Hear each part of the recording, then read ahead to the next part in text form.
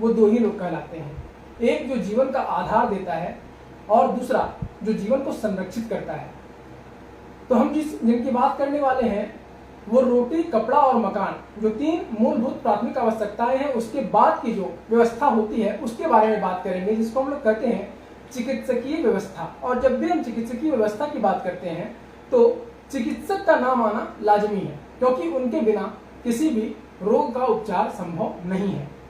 ऐसे ही जाने माने चिकित्सक के साथ आज हम जुड़ेंगे, लेकिन उसके पहले आपको अवगत करा दें कि किस विषय पर आज मुद्देबाज देश की बात ऑन पब्लिक डिमांड में हम बात करने वाले हैं। तो नमस्कार, मैं हूं प्रणय प्रमोद और आप देख रहे हैं मुद्देबाज देश की बात ऑन पब्लिक डिमांड। जैसा कि हम जानते हैं कि हमेशा कुछ न कुछ नए विषयों को हम लोग लेकर आते हैं, तो आज जिस विषय को हम लेकर आए हैं वो मुख्य रूप से है कि हमारा जो इलाज है वो सरकार के द्वारा भी कराया जाता है, क्या कुछ पॉलिसीज है, कैसे ट्रीटमेंट होता है, इसके बारे में हम जानेंगे। और साथ ही जो मेहमान हमारे साथ जुड़े हुए हैं उनका नाम है डॉक्टर अनुज कुमार।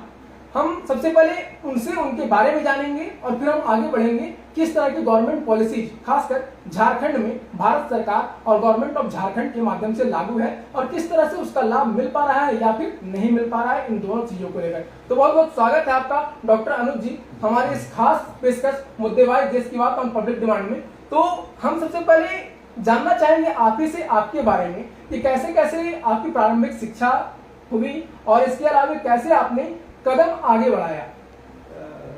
बहुत बहुत नमस्कार। और मेरी प्रारंभिक शिक्षा जो है वो रांची से ही हुई है और क्लास 10 तक मैं विशा विस्पात बॉयज स्कूल है वहाँ पे था। जो मेरे फादर थे वो एक्चुअली झारखंड एडमिनिस्ट्रेटिव सर्विस में थे, तो थ्रू आउट द टेन्योर हम लोग झारखंड में ही रहे। फिर 2006 में मैं बाहर चला गया और 2015 में पोस्ट ग्रेजुएशन खत्म करके आया। 2015 से लेके अभी तक मैं झारखंड में ही हूँ और यहाँ के जो विभिन्न अस्पताल हैं वहाँ पे बेसिकली जो मेरा एक्सपर्टीज़ है वो मैक्सिलोफेशियल सर्जरी में है। मैक्सिलोफेशियल सर्जरी बहुत लोग समझते नहीं है एक्चुअली कि क्या होता है। बेसिकली ये डेंटिस्ट्री का एक ब्रांच है जिसमें हम लोग चेहरे की सर्जरी विशेषकर उसमें हमारा एक्सपर्टीज़ होता है। तो खास करके जो रोड ट्रैफिक एक्सीडेंट हैं जिसमें जबड़े में चोट रहता है, जबड़े में फ्रैक्चर रहता है, मुंह के कैंसर हो गए, लिफ्ट पैलेट हो गए, मुंह के और ट्यूमर वगैरह हो गए, ये सारा कुछ हम लोग ट्रीट करते हैं। तो वो मेरा कोर्स स्पेशलाइजेशन है और चूँकि मैंने पब्लिक हेल्थ में मास्टर्स किया हुआ है तो वो एक मेरा डोमेन है कि जो पॉलिसी मेकिंग वगैरह कैसा होता है उस पर थोड़ी हम लोगों की जानकारी है। तो यही जुड़ाव रहा है झारखंड से और 7 सालों में हम लोग बेसिकली यहाँ पे जितने बड़े ट्रॉमा केयर सेंटर्स हैं सब जगह मैं काम किया हूँ। बहुत बहुत नमस्कार। और मेरी प्रारंभिक शिक्षा जो है वो रांची से ही हुई है और क्लास 10 तक मैं विशा विस्पात बॉयज स्कूल है वहाँ पे था। जो मेरे फादर थे वो एक्चुअली झारखंड एडमिनिस्ट्रेटिव सर्विस में थे, तो थ्रू आउट द टेन्योर हम लोग झारखंड में ही रहे। फिर 2006 में मैं बाहर चला गया और 2015 में पोस्ट ग्रेजुएशन खत्म करके आया। 2015 से लेके अभी तक मैं झारखंड में ही हूँ और यहाँ के जो विभिन्न अस्पताल हैं वहाँ पे बेसिकली जो मेरा एक्सपर्टीज़ है वो मैक्सिलोफेशियल सर्जरी में है। मैक्सिलोफेशियल सर्जरी बहुत लोग समझते नहीं है एक्चुअली कि क्या होता है। बेसिकली ये डेंटिस्ट्री का एक ब्रांच है जिसमें हम लोग चेहरे की सर्जरी विशेषकर उसमें हमारा एक्सपर्टीज़ होता है। तो खास करके जो रोड ट्रैफिक एक्सीडेंट हैं जिसमें जबड़े में चोट रहता है, जबड़े में फ्रैक्चर रहता है, मुंह के कैंसर हो गए, लिफ्ट पैलेट हो गए, मुंह के और ट्यूमर वगैरह हो गए, ये सारा कुछ हम लोग ट्रीट करते हैं। तो वो मेरा कोर्स स्पेशलाइजेशन है और चूँकि मैंने पब्लिक हेल्थ में मास्टर्स किया हुआ है तो वो एक मेरा डोमेन है कि जो पॉलिसी मेकिंग वगैरह कैसा होता है उस पर थोड़ी हम लोगों की जानकारी है। तो यही जुड़ाव रहा है झारखंड से और 7 सालों में हम लोग बेसिकली यहाँ पे जितने बड़े ट्रॉमा केयर सेंटर्स हैं सब जगह मैं काम किया हूँ। और झारखंड के अगर वैसे देखें तो करीब 14 ज़िले हैं जहाँ पे मैंने जाके सर्जरी की है। तो झारखंड में हेल्थ कैसे काम करता है अलग अलग ज़िलों में, रांची तो बहुत बेहतर है। जो बाकी आपको खास करके जो सुदूर एरिया है, गुमला हो गया, सिमडेगा हो गया, लोहरदगा हो गया, चतरा हो गया, जो सबअब्स एरिया हैं वहाँ चूँकि काम किया है तो वहाँ का मुझे फिर आइडिया है कि कैसे वहाँ पे हेल्थ इंफ्रास्ट्रक्चर। चलिए, तो बहुत अच्छा लगा। यहाँ पे आपसे हम जानना चाहेंगे कि खासकर वैसे दिनों में, मतलब बीते 2 साल को अगर हम देखते हैं तो कहीं ना कहीं पूरे भारत ही विश्व के लिए भयावह था। कोरोना काल में क्या कुछ चुनौतियां आपके सामने आई और कैसे उसका समाधान आप कर पाए? कोविड में जो हम लोग बहुत ज़्यादा एसोसिएटेड थे, वो जो म्यूकोरमाइकोसिस था, ब्लैक फंगस, उसके काफ़ी केसेस हम लोगों ने किए थे। इनफैक्ट जो पहला केस था झारखंड का, वो म्यूकोरमाइकोसिस का, वो मैंने किया था सेवेंथ हॉस्पिटल है वहाँ पे। उस टाइम उतना वो मुझे लगता है कि उस टाइम बहुत जागरूकता भी नहीं थी ब्लैक फंगस को लेके। और कोविड, देखिए कोविड वो एक ऐसा दौर है जहाँ पे वो आप कभी भी उसमें तैयार नहीं हो सकते। आपका कितना भी बड़ा इंफ्रास्ट्रक्चर रहे, आप वैसी महामारी के लिए आप खुद को तैयार नहीं रखते हैं, वो अपवाद है। जो सबसे बेसिक उसमें उसका एक प्लस पॉइंट ये हुआ कि जो बेसिक इंफ्रास्ट्रक्चर है उस पर सरकार का ध्यान गया। और उसमें जो निगेटिव बात ये थी कि जो हमारा बेसिक इंफ्रास्ट्रक्चर था वो एक्सपोज होकर सामने आ गया कि कितना लैकिंग हमारा नर्सिंग केयर था, ह्यूमन रिसोर्स कितने लैकिंग थे, बड़े बड़े अस्पताल थे जिनके पास ऑक्सीजन प्लांट नहीं था, और बहुत सारा कुछ ऐसा था जो कि थेरेपी बेस्ड था। मतलब कि बहुत चीज़ें ऐसी हुई, for example plasma therapy Covid phase 1 के बाद ही जो है वो सारे लिटरेचर में आ गया था, जिसका कोई रोल नहीं है। लेकिन उसके बावजूद भी हम सेकेंड फेज़ में भी उसको लेके हम लोग बहुत रिसोर्स बर्बाद किए, बहुत हमारा पैसा उसमें बर्बाद हुआ, समय बर्बाद हुआ। तो वो एक था कि जो बेसिक हमारा हेल्थ को लेके रवैया रहा है, इंफ्रास्ट्रक्चर वगैरह था या फिर जो संसाधन थे वो बिल्कुल एक्सपोज हो गए। इसके अलावा आपसे हम जानना चाहेंगे, काफी सारी चुनौतियां आपके सामने आई है, खासकर पहला जबड़ा का ऑपरेशन था कुछ समय पहले आपने किया, कैसे पॉसिबल है, वो केस क्या था? वो एक, आप शायद देवघर रोपवे इंसिडेंट की बात कर रहे हैं। देवघर रोपवे इंसिडेंट में एक करीब 2.5-3 साल का बच्चा था आनंद, जो कि उस ट्रॉली में था, जो ट्रॉली नीचे गिरी जी। तो बहुत गंभीर चोट थी चेहरे में, और सरकार ने फिर उनके परिजनों से बात की।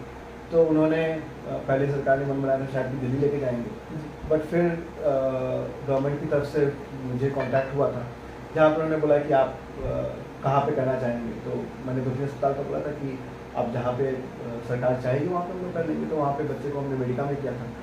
उस केस में हम लोगों ने पहली बार रिजॉल्वर प्लेट का इस्तेमाल किया था। मतलब कि रिजॉल्वर प्लेट वैसे बहुत पुराना कॉन्सेप्ट है, लेकिन झारखंड में हमने पहली बार ही उसका यूज़ किया था, जहाँ पे जब चेहरे का कोई हड्डी या कोई भी हड्डी टूटता है तो प्लेट लगा के उसको स्टेबलाइज किया जाता है।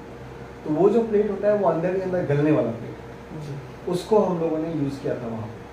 और बढ़िया है, अभी तो वैसे फॉलोअप में एक ही बार आया था, बहुत बढ़िया है बच्चा, और होपफुली आगे का कुछ कॉम्प्लिकेशन। झारखंड के काफ़ी लोगों से ऐसा मैंने खासकर सुना है कि डॉक्टर अनुज कुमार धरती पर भगवान का रूप हैं, और उनका ये भी कहना है कि आपके पास किसी भी माध्यम से मरीज क्यों ना आए, उसका आप ट्रीटमेंट जरूर करते हैं, और पैसा जो है, आर्थिक स्थिति जो है वो बाधक नहीं बनती है। ये कहाँ तक सच है? देखिए कैसा है कि हमारे देश में एक ये इस समस्या, मैं कहूँगा ये समस्या है ग्लोरीफाई करने की। तो हम लोग जो कर रहे हैं वो हमारा रूटीन काम है। बिल्कुल। आप देखे होंगे, मतलब कि कोई अधिकारी जो है कहीं कुछ कर दे तो उसको वो इतनी वाहवाही हो जाती है। ये रूटीन काम है, मैं जो कर रहा हूँ कुछ भी ऐसा काम नहीं है जो कि कोई हमारा स्पष्ट रूप से यहाँ पे ये कहना है कि फिर डॉक्टर अनुज कुमार ही क्यों, और भी तो चिकित्सक हमारे झारखंड में, हमारे भारत में हर कोई क्यों नहीं? क्योंकि अपना काम करना जो है वही अपवाद हो गया। बिल्कुल, लोग अपना ही काम नहीं करते, और जो लोग काम करते हैं उसको ग्लोरीफाई करते हैं। तो मैं बिल्कुल इस बात से मैं असहमत हूँ कि हम लोग कुछ बहुत ग्रेट नहीं कर रहे हैं। हम लोग 3 तरह से लोगों की मदद करते हैं। एक तो जो सबसे ज़्यादा इम्पॉर्टेंट है, जो कि हमें, जो सबको करना चाहिए, कि आप जो भी काम करते हैं उसको आप एथिकल तरीके से करें। जहाँ पे सर्जरी की ज़रूरत है वहाँ पे सर्जरी कराएं, जिस टेस्ट की ज़रूरत है उसी टेस्ट को लिखें, जिस दवाई की ज़रूरत है उसी दवाई को लिखें। ये एक बेसिक है जो कि सब में होना चाहिए, और ये चूँकि मेरा काम है तो वो मैं कोशिश करता हूँ कि हम लोग ईमानदारी से करें। दूसरी जो हम लोग कोशिश कर रहे हैं वो हम लोग एक आनंद मार्ग योजना है, जिसके तहत किसी भी देश के हिस्से से जो लोग हमसे कनेक्ट करते हैं, उन्हें हम कोशिश करते हैं कि हम उन्हें निःशुल्क वीडियो कॉल के जरिए चिकित्सकीय सहायता पहुंचा सकें। चूँकि मेरा स्पेशलाइजेशन अलग है, तो हर बीमारी हम लोग नहीं देख पाते हैं, तो हमने एक टीम फॉर्म किया हुआ है और कई लोग हैं, मतलब कि डॉक्टर संजय सर हैं, डॉक्टर पैट्रिक हैं, जुगाजीत हैं, अभय हैं, अमर हैं, अभिनव हैं, बहुत लोग हैं। और हम लोग बेसिकली स्क्रीनिंग करते हैं कि वो एक पर्टिकुलर जो बीमारी है वो किस स्पेशलिस्ट को देखना चाहिए। नॉर्मली टेलीमेडिसिन वगैरह में क्या होता है कि एक जनरल फिजिशियन रहता है और वही सारी बीमारियों को जो है वो कुछ ना कुछ दवाई देके और वो कोशिश करते हैं कि लोगों को मदद पहुंचे, लेकिन पूरी मदद नहीं पहुंच पाती। जब सपोज कि किसी को न्यूरो का प्रॉब्लम है, तो अगर न्यूरो सर्जन से बात करके उनको मदद ना पहुंचा पाऊँ, तो वो कहीं ना कहीं वो अधूरा इलाज होगा। तो हम लोग वही कोशिश करते हैं कि उस पर्टिकुलर बीमारी के जो स्पेशलिस्ट हैं हम उनसे बात करते हैं और गुडविल में बात करते हैं कि भाई देखो बहुत पुअर है और पैसे नहीं मिल रहे हैं, आप बस देख के रिपोर्ट देख के बता दो किसको क्या करना चाहिए। एक तो वो हो गया तरीका। दूसरा जो हम लोग करते हैं कि जो ऐसे मरीज हैं जो कि जिन्हें किसी ना किसी हेल्थ स्कीम की ज़रूरत है, फॉर एग्जांपल किसी का पैर टूटा हुआ है और रिम्स में जो है बहुत लंबा वेटिंग पीरियड है, तो उन्हें हम कोशिश करते हैं कि आयुष्मान में मदद पहुंचाएं, या उन्हें अगर इन्फॉर्मेशन नहीं है, फॉर एग्जांपल अभी गंभीर बीमारी योजना में बहुत बढ़िया काम हो रहा है और आपने तो रेगुलर देखा होगा, डॉक्टर जो चंपई सोरेन जी हैं उनका बहुत ज़्यादा जो है उसमें योगदान रहता है, मतलब कि लगता है मिनिस्टर वही हैं। चलिए बिल्कुल, यहाँ पे आपने योजनाओं की बात कर दी है, खासकर भारत सरकार की योजना है ABPMJ जिसको कहा जाता है आयुष्मान भारत प्रधानमंत्री जन आरोग्य योजना, इसका पूरा नाम है, और इसके तहत 5 लाख तक का इंश्योरेंस कवर होता है एक परिवार को शायद। आपको क्या लगता है कि झारखंड में सही तरीके से आयुष्मान भारत योजना सही चल रही है? इनफैक्ट अगर आपके अभी कुछ दिन पहले ही रिपोर्ट आया था और वो टॉप 10 का उन्होंने निकाला था किसने किसने आयुष्मान का सबसे ये सही उपयोग किया जी, उसमें हम नहीं थे। और ये इसके बावजूद कि ज़्यादातर अगर स्वास्थ्य मानकों की बात करें तो हम पिछले पायदान पर हैं। क्या कर रहे हैं इसका? उदासीन पर। बेसिकली हेल्थ जो है ना, हेल्थ बहुत ही कॉम्प्लेक्स सब्जेक्ट, जितना सिंप्लीफाई सरकार समझती है उतना सिंपल सब्जेक्ट हेल्थ है नहीं। बिल्कुल। इसमें 2+2 4 जो है वो बहुत कम होता है, उसमें जो है हमेशा जो है उसमें बहुत कॉम्पिटिशन है। सरकार जिस तरीके से हेल्थ को ले रही है वो दुर्भाग्यपूर्ण है। पहला सबसे बड़ा दिक्कत ये है कि अगर आप देखेंगे झारखंड में तो गवर्नमेंट में सारा लोड जो है वो रिम्स पे है, इसके बावजूद कि झारखंड में कई मेडिकल कॉलेज हैं, तो बहुत पुराने मेडिकल कॉलेज हैं, इतने 3-4 नए मेडिकल कॉलेज खुले हैं। इसके बावजूद भी जो मेडिकल कॉलेज है वो सिर्फ रेफरल सेंटर बन के रह गए हैं। मेडिकल कॉलेज सरकार को शायद समझ ना हो, मेडिकल कॉलेज एक ऐसा जगह है जहाँ से आप हर साल ऐसे बच्चों को निकालते हैं जो जाके कंप्लीट लोगों की जान बचाना या उनको मारना वो डिसाइड करते हैं, और उसको लेके अगर आप उदासीन रहिएगा तब तो बहुत मुश्किल है। तो कॉलेज के महत्व को सरकार समझती नहीं है। अगर आपका कोई मेडिकल कॉलेज है और वो अगर रेफरल सेंटर बन के रह गया है तो इससे बुरी बात क्या हो सकती है? ये हो गया एक पहला चीज़। दूसरा चीज़ है कि आयुष्मान में जिस तरीके से अस्पतालों को भुगतान होना चाहिए वो बिल्कुल नहीं है। आयुष्मान में वैसे ही रेट्स थोड़े सब्सिडाइज हैं। अगर आप सब्सिडाइज रेट के बावजूद वो पैसे भी अस्पतालों को समय पर नहीं दोगे तो या तो अस्पताल वो काम करना बंद कर देगा, या कोई अस्पताल, तो बहुत सारे अस्पताल तो ऐसे भी जो कि जानबूझ के बदमाशी करते हैं। ऐसे इसमें तो मुझे कहने में कोई गुरेज नहीं होगा कि आप ज़बरदस्ती जो है दवाइयाँ चलाते हैं, ज़बरदस्ती जो है वो ट्रीटमेंट समय नहीं देते हैं, डिस्चार्ज नहीं करते हैं। तो अस्पताल की तो कुछ अस्पतालों की तो बदमाशी है ही। इसके बावजूद जो अच्छे अस्पताल हैं वो भी फोर्स हो जाते हैं कि वो इलाज ना कर पाए क्योंकि उन्हें पैसा ही नहीं मिल रहा। आप फ्री में कब तक इलाज करते हैं? बिल्कुल, हेल्थ सेक्टर की हम बात कर रहे हैं और खासकर आयुष्मान भारत योजना की हम बात कर रहे हैं, तो इसमें जहाँ तक मुझे जानकारी है हेल्थ सेक्टर जो है वो समवर्ती सूची में आता है और इसके तहत 60% जो राशि है वो केंद्र सरकार को वहन करनी पड़ती है और 40% जो राशि है वो राज्य सरकार को वहन करनी पड़ती है। हाँ, परसेंटेज मुझे एग्जैक्ट ध्यान नहीं है। हाँ, जहाँ तक मुझे जानकारी है मैं आपको बता, क्या लगता है कि किसकी तरफ से उदासीनता नजर आ रही है? देखिए, बाकी स्टेट्स में तो हो ही रहा है, बाकी स्टेट्स में तो कोई दिक्कत नहीं है। मुझे लग रहा है कि यहाँ पे स्टेट गवर्नमेंट को थोड़ा प्रोएक्टिव होना पड़ेगा। स्टेट गवर्नमेंट जो मुझे समझ में आता है स्टेट गवर्नमेंट फॉल्ट पे है। आज की तारीख में अगर हम लोग बात करें तो झारखंड में सबसे बड़ा जो अस्पताल कहलाता है वो रिम्स कहलाता है, Rajendra institute of medical sciences, और वो एक रिसर्च सेंटर भी है। वहाँ पे काफ़ी सारे विद्यार्थी पढ़ते हैं। इसके अलावा काफ़ी अच्छे अच्छे चिकित्सक भी हैं। क्या लगता है कि अभी वर्तमान में रिम्स की स्थिति सही है? नहीं, रिम्स की स्थिति तो अगर आप देखें तो दयनीय जिसको कह सकते हैं वो दयनीय ही है रिम्स। और बहुत ज़्यादा जो है वहाँ पे मुझे लगता है कि जिस तरह का लोड है वहाँ पे आप कितना भी बड़ा अस्पताल बना लें, अगर वहाँ पे सामान्य से लेकर कॉम्प्लेक्स अगर सारे केसेस रिम्स में ही होने लगे तो रिम्स सस्टेन करना मुश्किल है। आपको तो रिम्स में वही होना चाहिए कि कम से कम बाकी इलाज सब जगह हो जाए। अब अगर छोटे छोटे चीज़ों के लिए भी लोगों को रिम्स ही आना पड़े तब रिम्स को आप कितना सक्षम बनाइएगा, आप कितने पैसे। चलिए बिल्कुल यहाँ पे पॉइंट आउट करना चाहूँगा थोड़ा सा, क्योंकि जिला में भी अस्पताल है, प्रखंड स्तर पे भी चिकित्सालय खुले हुए, सामुदायिक स्वास्थ्य केंद्र है, उसके अलावा पंचायत स्तर पर प्राथमिक स्वास्थ्य केंद्र है। एक छोटा सा एक्सीडेंटल केस भी अगर आता है तो हम लोग देखते हैं कि इमीडिएट वो जिला अस्पताल से रेफर किया, भैया 108 वाला एम्बुलेंस हमारा रेडी है, ठीक है, कुछ पैसा लिया और तुरंत रिम्स। कहाँ तक सही है?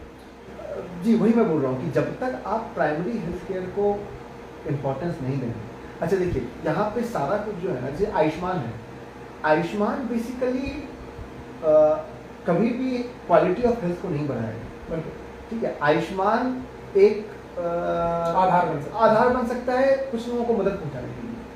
सरकार को लगता है कि यहाँ पर मैं केंद्र सरकार की बात कर रहा हूँ, केंद्र सरकार को लगता है कि हमने आयुष्मान दे तो दिया, आपने आयुष्मान दिया है उससे क्वालिटी ऑफ हेल्थ और खराब हो, ठीक है। रीजन बीइंग कि आप एक्सपेंसिव इलाज या फिर ऐसे इलाज जहाँ पे बहुत हाई एंड टेक्नोलॉजी है वो आप आयुष्मान के थ्रू नहीं कर सकते, ठीक है, क्योंकि उतना मान लेते हैं कि नहीं आयुष्मान के तहत इलाज हो भी जाएगा, लेकिन क्या इतना आसान हो पाता है? हम कार्ड दिखाए और बस इलाज चालू हो गया, ऐसा होता है क्या?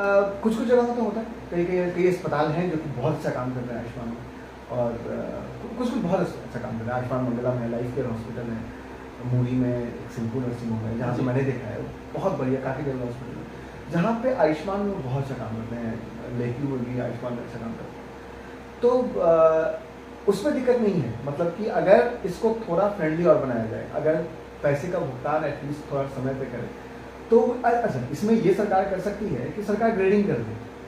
सरकार जो है वो जितने आयुष्मान अस्पताल है उनका ग्रेडिंग कर दे, कम से कम जिनका ग्रेड अच्छा है उनका पैसा ना रोके, उनको जो है तुरंत भुगतान कर जाए। ऐसे अस्पताल जिनका लगता है कि जिनका ट्रैक रिकॉर्ड अच्छा नहीं है, जो ओवर बिलिंग करते हैं, जो फर्जी रिपोर्ट्स लगाते हैं, आप उनका पैसा रोकिए। आप अगर एक ही तरीके से सब अस्पतालों को ट्रीट कीजिएगा तो जो अच्छे अस्पताल हैं उनका भी जो है वो मनोबल टूटता है। यहाँ एक योजना है जो कि खासकर अगर बात करें तो राज्य स्तर पर झारखंड में लागू है, इसका नाम है मुख्यमंत्री गंभीर बीमारी उपचार योजना, और इसके तहत 5 लाख तक कोई मरीज क्लेम कर सकता है, वैसा जिसको अनिवार्यता है, उस तरह के अगर उसका कुछ क्राइटेरिया है वो अगर सक्षम है तो वो कर सकते हैं। लेकिन आपको क्या लगता है कि गंभीर बीमारी जिसमें आदमी के मरने जीने की स्थिति होती है, उस ड्यूरेशन में गंभीर बीमारी योजना का लाभ उस मरीज को मिल पाता है हमारे झारखंड में? देखिए, अगर आप नियम पढ़िएगा तो नियम पढ़ने में है कि जो वाकई जिसमें बहुत इमरजेंसी ट्रीटमेंट है उसमें 24 घंटे के अंदर भी प्रावधान है कि जो सिविल सर्जन है वो पैसा रिलीज कर सकते हैं। और ये बेसिकली 10 लाख तक का है, जिसमें 5 लाख तक का जो है वो सिविल सर्जन से है, और 5 लाख से ज़्यादा 10 लाख तक का चाहिए तो उसमें कैबिनेट का अप्रूवल मिलता है। वो उसमें एक राज्य स्तरीय समिति, वो समिति अप्रूवल देती है, और हर सोमवार या हर मंगलवार को इसकी बैठक होनी होती है जिला स्तरीय, और वो अप्रूव करते हैं कि पैसा मिलना है या नहीं मिलना है। कैंसर मरीजों में मैंने देखा है कि बहुत बढ़िया ये काम करता है और मदद मिल जाती है, उसमें इशू नहीं है। इनफैक्ट उसको लेके सरकार जो है थोड़ी प्रोएक्टिव भी है, और चूंकि उसका पैसा इलाज शुरू होने से पहले ही ज़्यादातर मामलों में अस्पताल के खाते में चला जाता है, तो इसीलिए अस्पताल जो है वो उसमें इलाज जो है वो कोशिश करके थोड़ा जल्दी हो जाता है, प्रोएक्टिव रहता है। तो ये जो योजना है मुझे लगता है कि धरातल में भी अच्छा काम कर रही है। कुछ देर पहले बताया कि झारखंड के 14 जिले आप विजिट किए हैं। आपको जानकारी मिल दूँ कि इसके पहले मैं भी कार्यरत था, झारखंड सरकार के अंतर्गत था, और वहाँ से मैंने 12 जिले के 256 पंचायतों में विजिट किया। क्या लगता है कि रांची में जो स्थिति है फिलहाल ट्रीटमेंट वगैरह आसानी से हो पाता है, डॉक्टर से अवेलेबल है, अन्य जिलों की क्या स्थिति है, खासकर अगर हम संथाल परगना की बात करें जहाँ से हमारे मुख्यमंत्री हेमंत सोरेन जी आते हैं? देखिए दुमका में हेल्थ फैसिलिटी जो है एज कम्पेयर टू अदर थोड़ा बेटर है जी। रीजन बीइंग कि वहाँ पे उपराजधानी भी है वो। उपराजधानी भी है और डॉक्टर्स हैं, मतलब कि वहाँ पे अच्छे अच्छे ऑर्थोपेडिक सेंटर्स हैं, न्यूरो सर्जन पे विजिट करते हैं। दुमका में मैं कई बार गया हूँ, दुमका 3-4 बार गया हूँ सर्जरी करने के लिए। कुछ कुछ अस्पताल वाकई बहुत अच्छे हैं, तो दुमका की स्थिति थोड़ी बेटर है। दुमका में देवघर में भी कुछ अस्पताल देवघर में भी अच्छे- अच्छा देवघर तो खैर देखिए वो एक टूरिस्ट हब भी है, उसका बहुत अच्छा इम्पैक्ट है। डाल्टनगंज जो है वो एक बहुत बेहतर हुआ है पहले से। बोकारो धनबाद जी। बढ़िया है। हजारीबाग में भी अब स्पेशलिस्ट अवेलेबल हो गए हैं। सबसे बड़ी दिक्कत ये है कि सुपर स्पेशलाइजेशन जो है वो बहुत पुअर है।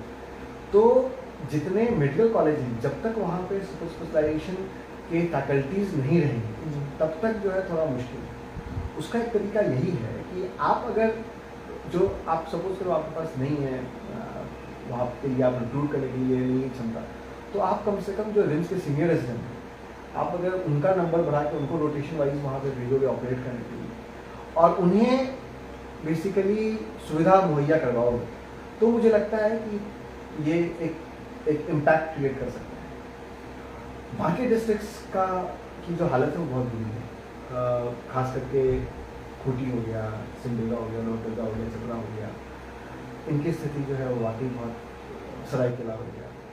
ये सब में जो है बिल्कुल आप जो बात बता रहे हैं ना, हम आपको बताते हैं सिमडेगा का एक कोलेबिरा प्रखंड पड़ता है। कोलेबिरा के कुछ पंचायत ऐसे हैं जहाँ पे न तो सड़क है, न बिजली है, न पानी है, ऊपर से बरसात का मौसम जो कि आ चुका है, मानसून की शुरुआत हो चुकी है और इसी से हम मानते हैं कि भाई बरसात आ चुका है। और बरसात में स्थिति ऐसी कि भाई स्ट्रेचर का तो पता नहीं, खाट पर लोगों को लेकर आना पड़ता है और रास्ते में उनका देहांत हो जाता है, मृत्यु हो जाती है।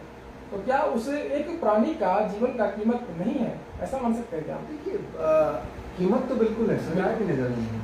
बिल्कुल ठीक है, अगर होती तो सरकार एयर एम्बुलेंस को नहीं लेके आती और कम से कम इतनी बेशर्मी नहीं दिखाती कि लाने के बाद उसका प्रचार करना। ठीक है, आप लाए भी तो कम से कम शर्मिंदगी से प्रचार मत कीजिए। आपके सामने तस्वीरें हैं खटिया से लाद के लोगों को ले जाते हुए, वो साइकिल पे वो एक सीढ़ी बना के उसे तस्वीरें हैं। तो वही मैं बोल रहा हूँ कि ये दिखाता है कि सरकार की जो प्रायोरिटी है वो क्या है। आपको प्रायोरिटाइज करना पड़ेगा। एम्बुलेंस सर्विसेज की स्थिति बहुत ही पुअर है। जो majority of the ambulance service के जो चालक हैं वो निजी अस्पतालों के दलालों की तरह काम करते हैं। तो आप जब तक इसको सुधारिएगा नहीं, आप जब तक ट्रांसपेरेंसी नहीं रखिएगा, आपको अगर करना ही था आप जीपीएस ट्रैकिंग करवा दीजिए ना। आप सारे एम्बुलेंस में आप जीपीएस ट्रैकिंग करवा दीजिए। आप जो है उसका एक ऐप बना लीजिए। आप उन्होंने बाइक एम्बुलेंस का ऐप बनाया था जो कि वो आधा टाइम जो काम ही नहीं करता जी। तो सुदूर क्षेत्रों के लिए उन्होंने वही किया। कम से कम आप सुदूर एरिया छोड़िए, अगर आपको शाम में जो है रामगढ़ से अगर इधर आना हुआ उसके लिए अगर आप 108 करेंगे तो उसमें आपका हालत खराब हो जाएगा। वो जो एम्बुलेंस वाला जो है वो कभी अस्पताल लेके जाएगा, कभी अस्पताल लेके जाएगा। तो आप ट्रैकिंग सिस्टम लगा दीजिए, ये तो बहुत आसान है। आप ट्रैक कर सकते हैं कि उसने किस अस्पताल को जो है किस मरीज को कहाँ पे जाना है। अगर चिकित्सकीय व्यवस्था को सुधारनी हो, खासकर झारखंड में, तो जो हयाती हमारे पास है राज्य स्तर से पंचायत स्तर तक, क्या कुछ सुधार करने की जरूरत आपको लगती है? कैसे हो पाएगा? देखिए सबसे पहला जो काम करना है ना वो मेडिकल एजुकेशन पे काम करना है। वही मैंने बोला कि सरकार समझ नहीं पा रही है हेल्थ काम कैसे करता है। सरकार ध्यान देती है योजना पे, उस योजना का फायदा तब तक नहीं होगा जब तक आपके डॉक्टर्स इक्विप नहीं होंगे, जब तक आपके डॉक्टर्स प्रॉपर्ली ट्रेन नहीं होंगे, जब तक आपका नर्सिंग स्टाफ प्रॉपर्ली ट्रेन नहीं होगा, तब तक आप कुछ भी योजना बना लीजिए वो इम्प्लीमेंट नहीं हो पाएगा। ठीक है, इम्प्लीमेंट आप करा भी लीजिएगा तो ऐसे डॉक्टर्स ही मिलेंगे जो कि आपको ठीक करते हैं। तो सबसे पहला जो जरूरी काम है वो है इनको जो हेल्थ एजुकेशन उस पर काम करें। ठीक है, मेडिकल डेंटल जो ऑल्टरनेटिव मेडिसिन है, खास करके नर्सिंग केयर की स्थिति बहुत बुरी है। मतलब कि ज़्यादातर नर्सिंग कॉलेजेस जो है वो झारखंड में तो आपको तो वो तो बस रिकॉग्नाइज्ड है, बहुत ही फर्जी है। मतलब उनका इंफ्रास्ट्रक्चर जीरो है, वो कुछ नहीं सिखाते हैं और उसके कारण जो लोग बेचारे निकलते हैं वहाँ से उनको बहुत मुसीबत रहती है। तो वो एक सेगमेंट है। दूसरा जो काम करना है वो काम करना है कि आपके पास इतने मेडिकल कॉलेज होते हैं, आप उन मेडिकल कॉलेज में कम से कम मेजर सर्जरीज शुरू करवाइए। अब आदमी पैर का फ्रैक्चर लेके जो है पलामू से रिम्स आ जाए तो फिर आपने फिर क्यों मेडिकल कॉलेज छोड़ा हुआ है? ठीक है, ये काम तो नर्सिंग होम में हो रहा है, फिर क्या फायदा उस मेडिकल कॉलेज का जहाँ पे आप जो है आप एक फ्रैक्चर का इलाज नहीं हो। तीसरा चीज़ जो है वो ये है कि जो बजट है, फॉर एग्जाम्पल जैसे रिम्स में ह्यूज बजट है, मतलब मेरी जानकारी है सालाना बजट शायद 200-250 करोड़ का है रिम्स, उसको लेके थोड़ा और ट्रांसपेरेंट रहना पड़ेगा जी, उसको लेके जो है थोड़ा और ट्रांसपेरेंट रहना पड़ेगा। और जो PHCs हैं उनकी हालत बहुत बुरी है, तो आपके स्वास्थ्य केंद्र उनकी हालत बहुत बुरी है, वहाँ पे बिल्कुल डॉक्टर्स नहीं है और वहाँ पे अवेलेबिलिटी आपको सुनिश्चित करनी है। तो ये 3-4 चीज़ें हैं जहाँ पे सरकार को बहुत गंभीरता से सोचना है। उसके बाद आता है कि आप आयुष्मान को कैसे प्रायोरिटाइज करते हैं, जैसे मैंने बताया कि आप हॉस्पिटल से रेडिंग कर दीजिए, जो अच्छा काम कर रहे हैं उनका तो पैसा दीजिए, ठीक है। जो पेरिफेरी में जो अच्छे अस्पताल हैं, फॉर एग्जांपल जैसे अभी सरकार ने अपोलो पे जमीन दी है, आप अपोलो को लेके आएंगे तो अपोलो इज अ कॉर्पोरेट, आप कितना भी कर लें वो कॉस्ट कटिंग नहीं कर सकते, ठीक है। आप उससे बेहतर है कि आप यहाँ के डॉक्टर्स को बोलिए, आप IMA से बात कीजिए, आप यहाँ के डॉक्टर्स को बोलिए कि आप जो है आपको मैं ज़मीन देता हूँ, आप यहाँ पे अस्पताल खोलिए।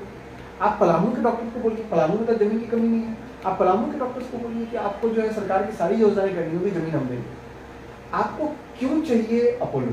अपोलो जब यहाँ पे आता है तो वो तो यहीं के डॉक्टर्स को उठाता है ना। अपोलो मेदांता आया तो ऐसा तो नहीं डॉक्टर नेट्स के यहाँ जो है वो आके सर्जरी कर रहे हैं। अपोलो जब आएगा तो वो तो अपोलो कोलकाता से किसी को नहीं भेज रहा है, वो तो यहीं के डॉक्टर्स को रिक्रूट करेगा। आप सिर्फ उनको ला के आप कॉस्ट बढ़ा रहे हैं, ठीक है। तो आप यहीं के लोकल डॉक्टर्स को उठाओ, आप उन्हीं को जमीन दो, उन्हीं को आप बोलो कि यहाँ की जो हमारे जितनी फ्लैगशिप प्रोग्राम्स हैं उनको आपको अनिवार्य रूप से चलाना होगा। तो मुझे लगता है उसका ज़्यादा इम्पैक्ट रहेगा रादर दैन कि आप किसी बड़े कॉर्पोरेट को। आखिर हम लोग का आखिरी मतलब पड़ाव हो चुका है और हम आपसे यही जानना चाहेंगे कि मुद्देबाज देश की बात और पब्लिक डिमांड लगातार ऐसे सोच लेकर आ रहा है और हम लोग पब्लिक सेक्टर में काम कर रहे हैं, तो हमारे मंच के माध्यम से आप देशवासियों को क्या कुछ संदेश देना चाहेंगे? देखिए, अपने स्वास्थ्य के प्रति सजग रहें और कोई भी बीमारी हो, चाहे वो आपको गंभीर लगे चाहे आपको गंभीर ना लगे, कोई बीमारी से अगर आप जूझ रहे हैं तो उचित सलाह लें। अगर कुछ दिक्कत आती है तो सेकेंड ओपिनियन लें, लेकिन कोशिश हमेशा यही करें कि बीमारी का सही इलाज हो। कभी भी जो क्वैक्स हैं या फिर जो झोला छाप डॉक्टर्स हैं या फिर सेल्फ मेडिकेशन है उससे बचें। सड़क दुर्घटना में होने वाली मौतों की संख्या बहुत तेज़ी से बढ़ रही है, उसको लेके बहुत एहतियात बरतें, हेलमेट का प्रयोग करें, सीट बेल्ट का प्रयोग करें। आप सुरक्षित रहेंगे तो देश सुरक्षित रहेगा। तो यहाँ पे आप सुन रहे थे झारखंड के राजधानी रांची से डॉक्टर अनुज कुमार जी को, जिन्होंने बताया कि हेल्थ सेक्टर में खासकर झारखंड में क्या कुछ बदलाव करने की ज़रूरत है और किस तरह से हम स्वस्थ रह सकेंगे, निरोग रह सकेंगे और कैसे इंफ्रास्ट्रक्चर डेवलपमेंट होना चाहिए, खासकर राज्य स्तर के अस्पतालों से लेकर जो पंचायत में PHC चल रहे हैं वहाँ तक कैसे क्या कुछ हो सकता है बदलाव, इसके बारे में अनुज कुमार ने बताया। इसी के साथ आप तमाम लोगों को धन्यवाद, शुक्रिया।